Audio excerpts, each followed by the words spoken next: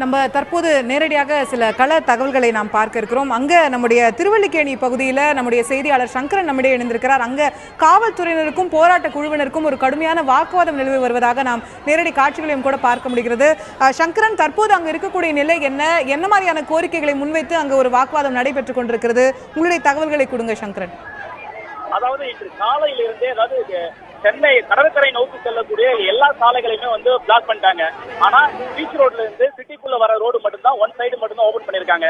பல இடங்கள்ல இந்த இளைஞர்களை கலைக்கக்கூடிய முயற்சி அங்கங்கே நிறைய இடத்துல நடந்துட்டு இருக்கு. ஒரு இதனால வாக்குவாதங்கள் நடந்திருக்கு. பல இடங்கள்ல லத்திச்சார்ஜ் நடந்துட்டு இருக்கு. தப்போ நாம இந்த பார்த்துக்கூடிய இடம் ட்ரிப்ளிகேன்ல நடேசன் சாலை. இந்த சாலையில கொஞ்ச நேரத்துக்கு முன்னாடி இதே சாலையில மற்றொரு பகுதியில் லத்திச்சார்ஜ் நடந்தது. அங்க விக்னேஷ், சாம்பரத்தை சேர்ந்த விக்னேஷ் என்ற மாணவர் தலையில பலத்த அடிபட்டு 7 தையல் அவருக்கு போடப்பட்டிருக்கு. அவரு சம்பந்தமா பேட்டியும் கொடுத்தாரு. நம்ம அந்த சமயத்துல பார்த்தோம். இந்த நிலையில தற்போது இதே சாலையில மற்றொரு இடத்துல நடேசன் சாலையிலே பெரிய அளவுக்கு ஒரு வாக்குவாதம் நடந்துட்டு இருக்கு. இளைஞர்கள் ஜல்லிக்கட்டு நடத்தும் விஷயத்துல ஒரு நிரந்தர தீர்வு வேண்டும் என வலியுறுத்தி போலீசாரோட வாக்குவாதம் நடத்திட்டு இருக்காங்க. இப்ப திடீர்னு பாத்தீங்கன்னா சில வினாடிகளுக்கு முன்னால செங்கல்ல இந்த கூட்டத்தினர் மத்தியில பறந்து செங்கல்ல எறிகிறாங்க. துண்டு துண்டான செங்கல் எங்க இருந்துதான் வருதுன்னு தெரியல. இந்த கூட்டத்தினர் மத்தியில செங்கல்ல தூக்கி வீசுறாங்க.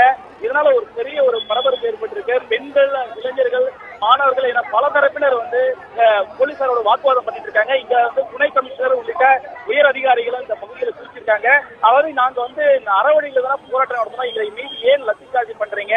நாங்க என்ன பண்ணோம்? நாங்க எந்த பொதுமக்களுக்கு எந்த விதமான இடையூறு பண்ணல, நாங்க எந்த பிரச்சனையும் பண்ணல, எங்க மேல ஏன் தாக்குதல் நடத்துறீங்க அப்படின்னு சொல்லிட்டு ஒரு ஆவேசமா போலீசார்கிட்ட கேள்வி கேட்கிறாங்க. இங்க நிறைய அளவுல பெண்களும் நிறைய அளவுல குறிச்சிருக்காங்க.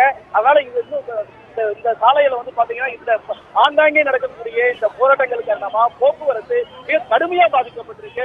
கடற்கரை நோக்கி எந்த வாகனம் எல்லா சாலைகளுமே அடைக்கப்பட்டிருக்கின்றன.